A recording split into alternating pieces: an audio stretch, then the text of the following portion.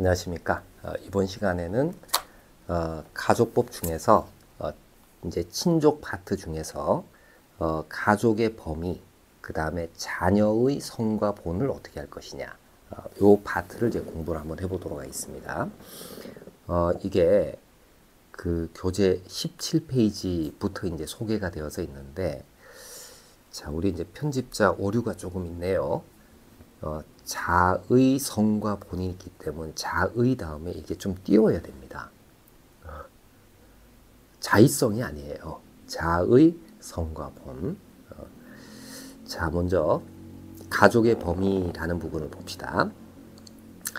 여러분 이제 우리 이 가족법에서 얘기하는 혈연 관계로 연결되어져 있는 특수한 사람들 사이의 관계를 친족이라고 얘기를 해요. 친족. 그 다음 이제 친족하고 구분되는 개념으로 가족이라는 개념. 여러분 이제 이거는 우리가 일상 언어로 사용할 때는 친족과 가족 별로 구별하지 않습니다. 근데 법적으로는 워낙 차이가 있기 때문에 개념을 조금 정확하게 기억을 좀 해두실 필요가 있어요. 자, 우리 이제 민법상 친족이라고 했을 때에는 혈연 관계가 연결이 되어져 있는 사람, 이걸 혈족이라고 얘기를 해요. 혈족. 자, 그 다음에 혼인 관계를 통해 가지고 특수한 결합 관계에 돌입한 사람들이 있죠. 이거를 법률 용어로는 배우자라고 얘기를 합니다. 혈족, 배우자. 그 다음에 혼인을 매개로 해서 친족 관계가 생기는 경우가 있어요. 그러니까 배우자의 혈족과 그다음 혈족의 배우자, 배우자의 혈족의 배우자, 이렇게 이런 사람들을 인척이라고 얘기를 합니다. 그죠? 그래서 혈족, 배우자, 인척, 배우자, 혈족, 인척, 이 세 가지 관계를 맺고 있는 사람들을 친족이라고 얘기를 해요. 우리 신문에서는 뭐 친인척 뭐 이렇게 얘기를 하지 않습니까? 그냥 닥치는 대로 쓰는 겁니다. 법률 용어로는 친족 안에 인척이 들어가는 거예요. 그죠? 우리 이제 신문에서 보면은 친인척이라고 해서 뭐 사돈 내가 어쩌고 저쩌고 하는 사돈은 인척이 아니에요. 사돈은 혈족의 배우자의 혈족이기 때문에 이 인척 개념 안에 들어가지 않습니다.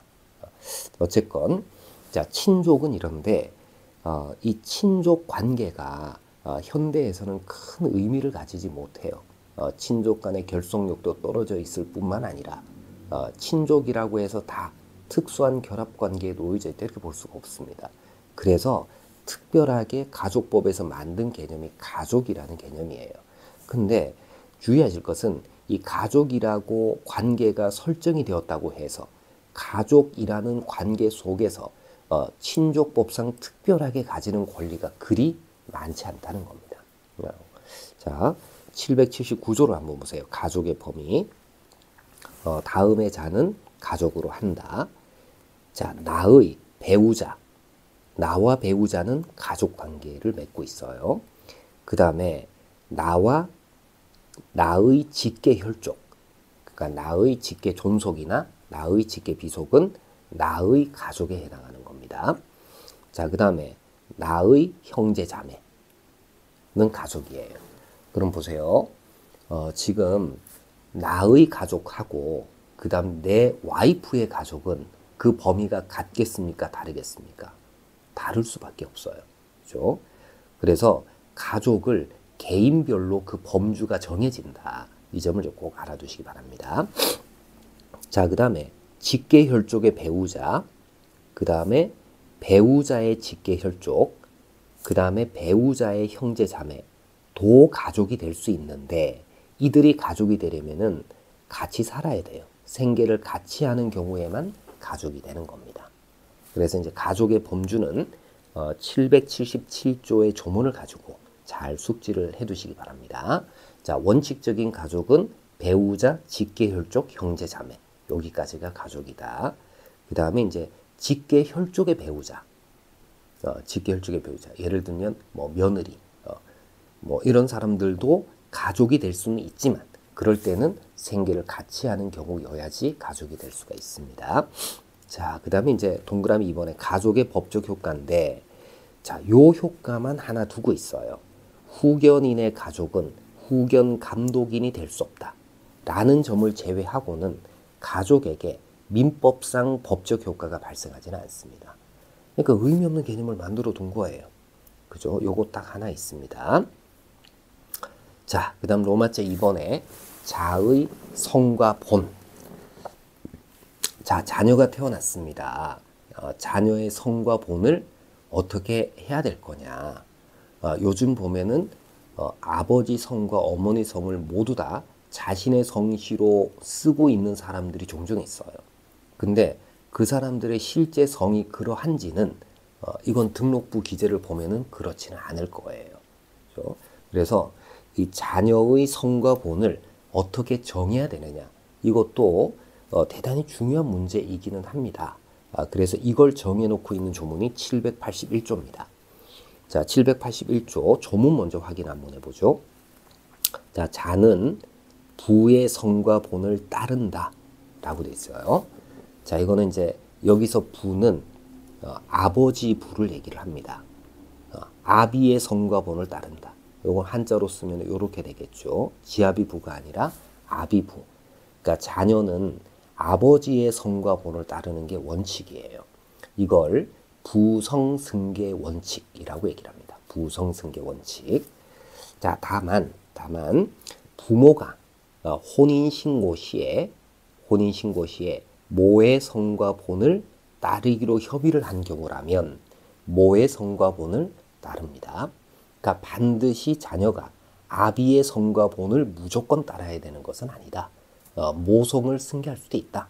근데 그러려면은 혼인신고 시에 모성을 승계하겠다라고 부모가 협의를 했어야 되고 이 협의서가 신고 당시에 제출이 되었어야 되는 겁니다. 이 말은요, 이제 예를 들어 부부가 첫째 아이를 낳고 아비성을 따랐는데 둘째 아이를 낳고는 어미성을 따른다. 이런 거 안 된다는 겁니다.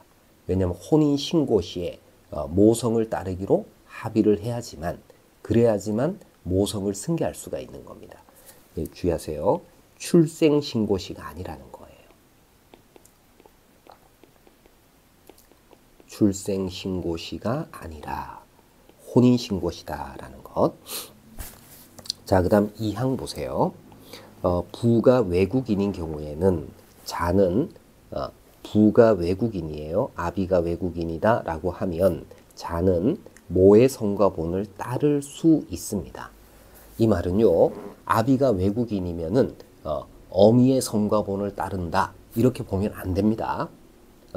아비가 외국인이라고 하더라도 부성승계 원칙은 그대로 적용이 되는 거예요. 다만 아이가 태어났는데 아버지가 스티브예요. 스티브 철수 뭐 이렇게 하면은 학교 다닐 때 놀림받을 수 있지 않습니까? 그래서 그럴 때 모의 성과 본을 따를 수 있도록 해준 겁니다.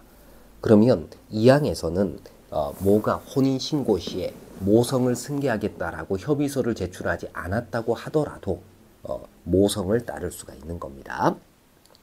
자, 그 다음에 부를 알 수 없는 자, 혼외자가 되겠죠. 부를 알 수 없는 자는 모의 성과 본을 따릅니다.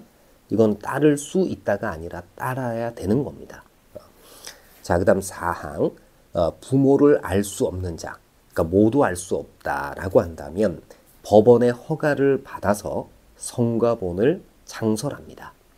다만 성과본을 창설한 후에 부 또는 모를 알게 된 때에는 부 또는 모의 성과본을 따를 수 있습니다. 이미 성과본이 창설이 되어져 있기 때문에 그 성과본으로 여러 사회 활동을 했었다는 것이죠. 근데 사후에 부 또는 모를 알게 되었다고 해서 부성승계 원칙, 모성을 승계하는 이 법리로 그대로 가게 되면은 아이의 성이 바뀌지 않습니까? 사람의 성이. 그러면 사회적 혼란, 이 아이가 겪게 되는 혼란 등이 있을 수가 있습니다. 그래서 기존의 성을 유지할 수도 있고 부 또는 모의 성과 본을 따를 수도 있습니다. 자, 그 다음 5항 혼인의 출생자가 인지된 경우 자는 혼인의 출생자가 인지가 되면은 부를 알 수 없는 자여서 모의 성과본을 따르고 있다가 혼인의 출생자가 인지가 돼버리면은 아비가 생긴 거지 않습니까? 그럼 부성승계 원칙에 따르면은 성이 바뀌어야 됩니다. 이렇게 되면 또 아이가 겪게 되는 혼란이 있을 수가 있어서 자, 부모의 협의에 따라 종전의 성과 본을 계속 사용할 수가 있습니다. 이때는 이제 부성승계 원칙에 대한 예외를 인정한다는 거죠. 다만 부모가 협의할 수 없거나 협의가 이루어지지 아니한 경우에는 자는 법원의 허가를 받아서 종전의 성과본을 계속 사용할 수가 있습니다. 그 다음 6항 자의 복리를 위해서 자의 성과본을 변경할 필요가 있을 때에는 부모자의 청구에 의해서 법원의 허가를 받아 이를 변경할 수 있어요. 그러니까 성을 변경하는 것이 원칙적으로 가능하다. 이 점을 이제 잘 기억을 해두세요. 청구권자는 누구다? 부모자.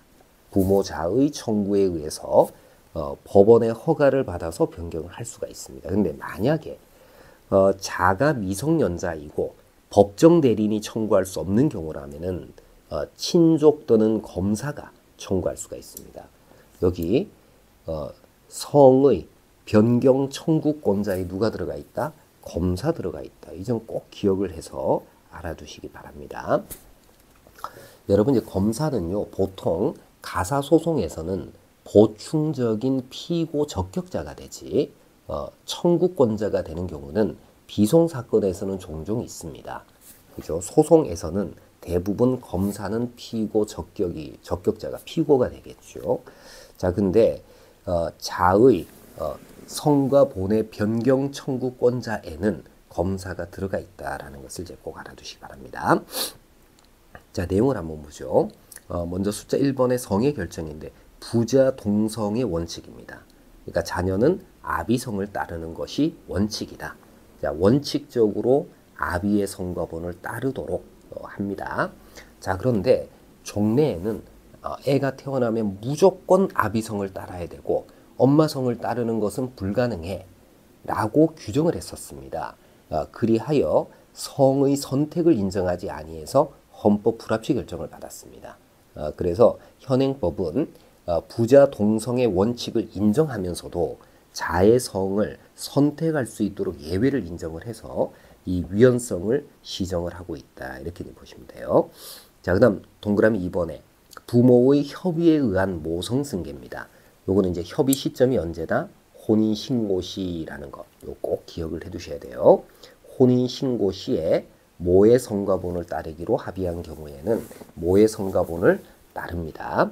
자, 혼인신고 시에 혼인 당사자 협의서를 첨부해야 되고 자녀의 출생신고 시에도 부모의 협의가 있었음을 신고서에 기재를 해야 됩니다. 주의하실 것은 자녀마다 성과 본을 달리하기로 하는 합의 혹은 모의 성이 아닌 제3자 성을 따르도록 하는 합의 이런 합의는 효력이 없다라는 점을 잘 알아두시고요.